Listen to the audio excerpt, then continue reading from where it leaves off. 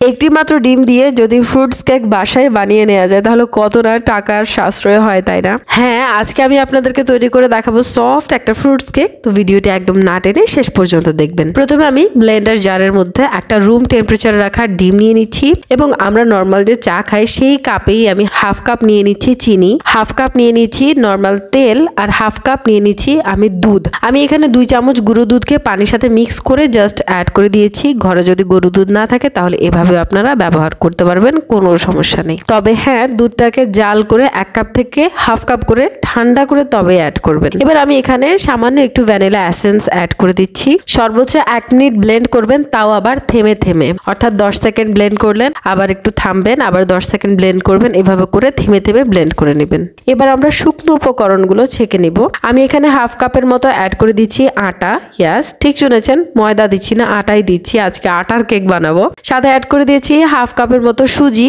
আর add করে দিচ্ছি 2 চামচ গুঁড়ো দুধ। সবগুলোকে একটু ভালোভাবে ছেঁকে নিব। ছেঁকে নিলে দেখা যায় যে কেকের যে কনসিস্টেন্সি এটা অনেক ভালো হয়। সবকিছু ছাকার পর এবার পানীয় যে মিশ্রণটি সেটার সাথে আমরা শুকনো যত উপকরণ আছে সবগুলো ভালোভাবে মিক্স করে নিব। কেকের একটা বিষয় আপনার অবশ্যই মনে রাখতে হবে, অতিরিক্ত ঘাটাঘাটি কিন্তু করা যাবে না।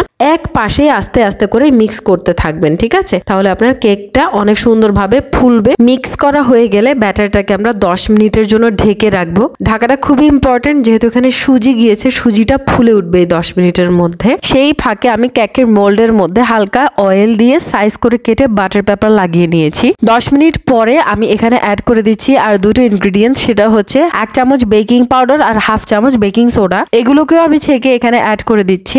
সবকিছু অ্যাড করার পর আমি আবারও ভালোভাবে এক সাইড থেকে মিক্স করে নিব। বেকিং পাউডার মিক্স করার পর কিন্তু বেশিক্ষণ আর ওয়েট করা যাবে না, তাড়াতাড়ি মোল্ডের মধ্যে কেকটাকে পোর করে দিতে হবে। ভেজা হাতে কেকটাকে একটু মাঝ বরাবর এমনটা করে দিবেন, তাহলে কেকটা খুব সুন্দরভাবে ফুলে উঠবে। আর ট্যাপ করে নেবেন, তাহলে বাবলস উঠে যাবে। আমি এখানে 4 রকমের ড্রাই ফ্রুটস অ্যাড করছি।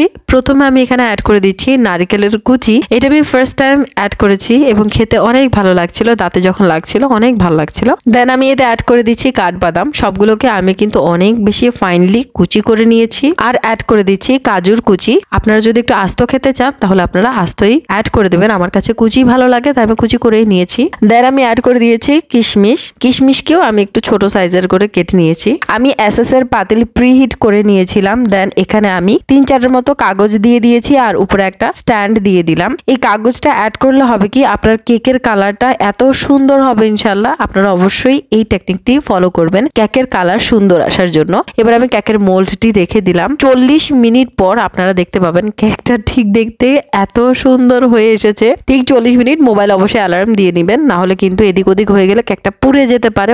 একটা ডিম দিয়ে এত সুন্দর একটা কেক হয়েছে। 4 জন মানুষ 2 পিস করে কিন্তু কেক পাবে ইনশাল্লাহ। আশেপাশে এবং নিচের দিক দেখতেই পাচ্ছেন কি সুন্দর, একদম দোকানের কেকের মতোই কালার হয়েছে। এটা দেখতে যেমন সুন্দর, খেতেও কিন্তু হয়েছে ঠিক মজাদার। আমি আপনাদেরকে এটা কেটে দেখাচ্ছি। এটা এত সুন্দর, ভেতরে খুবই সফট। কেকটার কাটাটা দেখলে আপনারা বুঝতে পারছেন কতটা সফট হয়েছে, আর ভিতরটা একদমই দোকানের কেকের মতোই হয়েছে। আপনারা অবশ্যই বাসায় ট্রাই করবেন এবং বানিয়ে দেখবেন যে এটা এত মজাদার আর বানাতে এত সহজ হয়। উপরের কালার, ভেতরের যে টেক্সচার, এই যে আমি আপনাদেরকে ভেঙে দেখাচ্ছি যে ভেতরটা আসলে কতটা সফট আর সুন্দর হয়েছে। তাহলে আর দেরি কেন, আজকে বানিয়ে ফেলুন এই মজাদার ফ্রুটস কেক আর সবাইকে চমক লাগিয়ে দিন। আমার রেসিপিটা যদি সহজ মনে হয় তাহলে এমন রেসিপি পেতে অবশ্যই follow me and subscribe my channel. আসসালামু আলাইকুম।